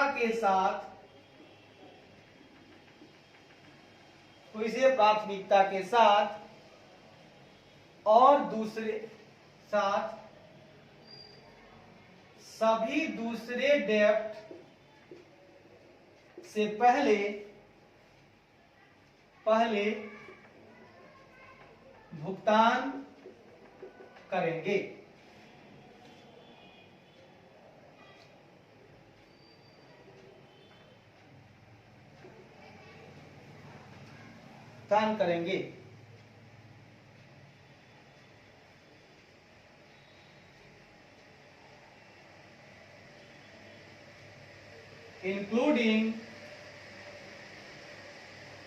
including debts due to secured creditor। भले ही सिक्योर्ड क्रेडिटर का भी डेब्ट है, वो भी इसमें ऐड होगा, हमको उसके पहले इनका भुगतान करना होगा। वर्कमैन ड्यूज वाला भुगतान करना होगा, छुट्टियों वाला भुगतान करना होगा, वेतन का भुगतान करना होगा। भले ही सिक्योर्ड क्रेडिटर का भुगतान करना है, मुझे पता है, लेकिन इसके पहले उनका भुगतान करेंगे। ठीक है, करेंगे।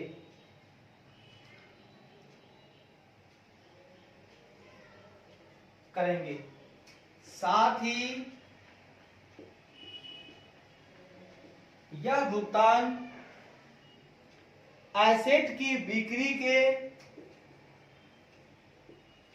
एसेट की सेल के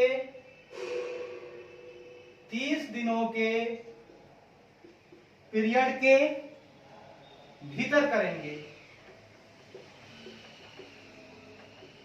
और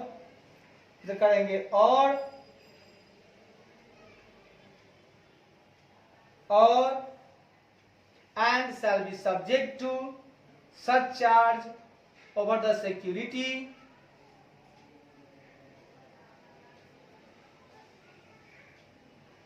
इतना तो करेंगे ही, and shall be subject to such charge over the security of secured creditor।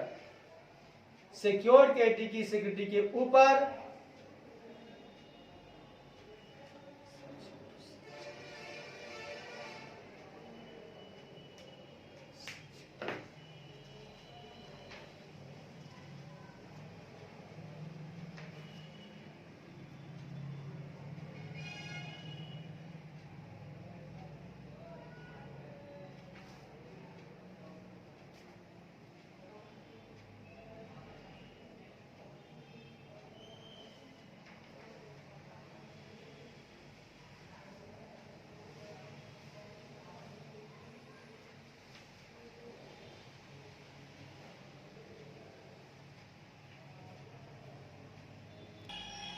ये क्या कहता है, सुनिएगा।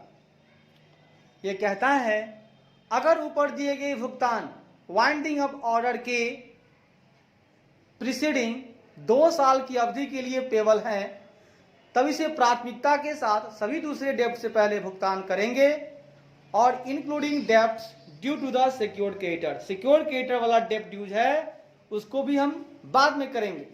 साथ ही यह भुगतान एसेट की सेल के 30 दिनों के पीरियड के भीतर करेंगे। ठीक है, और सुरक्षित लेनदार की सुरक्षा पर इस तरह के आरोप के अधीन होगा। ठीक है, सुरक्षित लेनदार की सुरक्षा पर आरोप लग रहे हैं, कोई दिक्कत नहीं है भाई। लोग कहेंगे यार मेरा तो सब्जेक्ट टू सिक्योरिटी था, subject to such charge over the security of secured creditor. Secured creditor की जो सिक्योरिटी का है उस पर हम लोग चार्ज कर रहे हैं भाई, उसको तो हम बाद में दे करके हम उसको क्या कर रहे हैं, उसको दुख दे रहे हैं। हाँ भाई, दुख देंगे उसको, ठीक है, हाँ वो अधीन है, ठीक है ना। हाँ, आरोप लग रहे हैं उस पर, सब्जेक्ट टू सच चार्ज है, हम पहले उसको देंगे, बाद में देंगे सिक्योर्ड क्रेडिटर को। ठीक है, वो सुरक्षित है, उसको देना मेरा प्रथम कर्तव्य था, लेकिन उसके पहले ये आ गया, क्या करूं मैं? जो रूल्स कहेंगे उन्हें हम फॉलो करेंगे। आओ भैया आओ, अब हमारे पास एक पॉइंट आ गया है। ए वर्कमैन था, दूसरा वर्कमैन ड्यूज था। अब तीसरी बात हम करेंगे दोस्त, वर्कमैन पोर्शन की बात करेंगे। वर्कमैन पोर्शन मतलब हिस्सा। अब देखिए, अब हिस्सा में बात करेंगे, पोर्शन किसको क्या मिलना चाहिए। तो सुनिएगा, कंपनी के कोई भी सिक्योर्ड क्रेडिटर की, कंपनी के किसी भी सिक्योर्ड क्रेडिटर के सिक्योरिटी के रिलेशन में, सिक्योरिटी के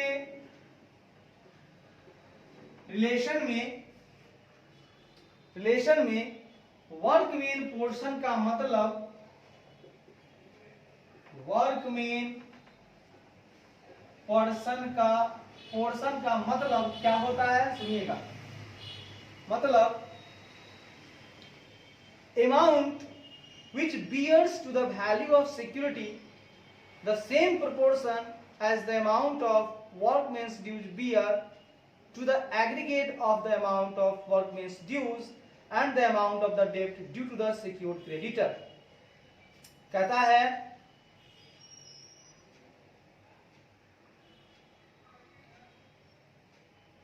मतलब ऐसा मूल्य जिसे वैल्यू ऑफ सिक्योरिटी में, मतलब सिक्योरिटी बियर करता है,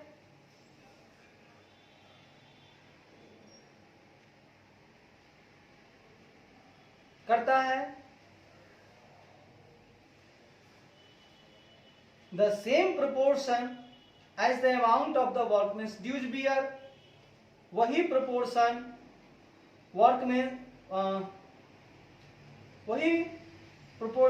वही अमाउंट का प्रोपोर्शन वर्कमैन्स ड्यूज बियर करता है, किसका, to the aggregate of the amount of workman dues and the amount of the debts due to the secured creditor. कहता है वर्कमैन्स ड्यूज के अमाउंट, सुनिएगा, वर्कमैन्स के ड्यूज का अमाउंट तथा सिक्योर्ड क्रेडिटर के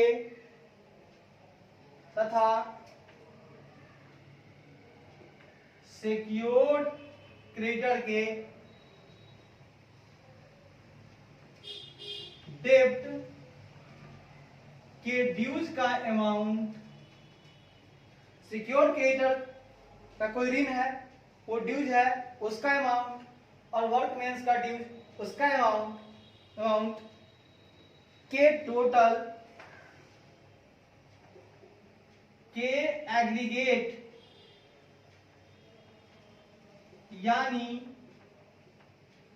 यानी टोटल एग्रीगेट यानी टोटल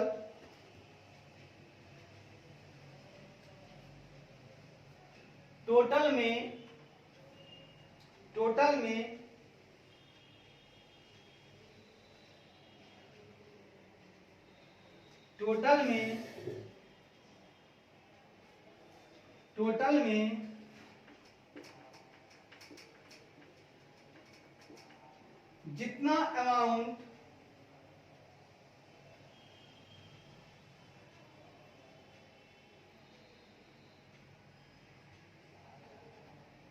जितना अमाउंट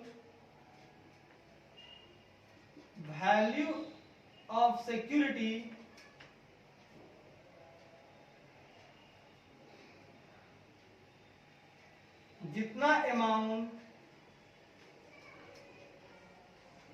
वैल्यू ऑफ सिक्योरिटी का सहन करता है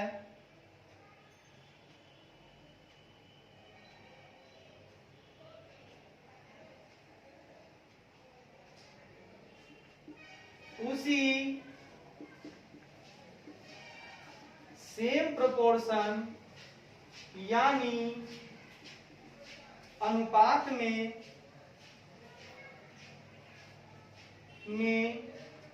मानों में वर्कमेंस ड्यूज का अमाउंट सहन करता है। सुनिएगा, ये कह रहा है कि वर्कमेंस के ड्यूज का अमाउंट तथा सिक्योर्ड क्रेडिटर के डेप्ट के ड्यूज का अमाउंट का जो एग्रीगेट है उस टोटल में जितना अमाउंट वैल्यू ऑफ सिक्योरिटी का बियर होता है, हाँ, सहन करता है, उसी सेम प्रोपोर्शन में मानो वर्कमेंस ड्यूज का अमाउंट भी सहन करता है। ठीक है, वैल्यू ऑफ सिक्योरिटी जितना होगा तो उसमें दोनों का हिस्सा होगा। ठीक है, लो दोस्त लो।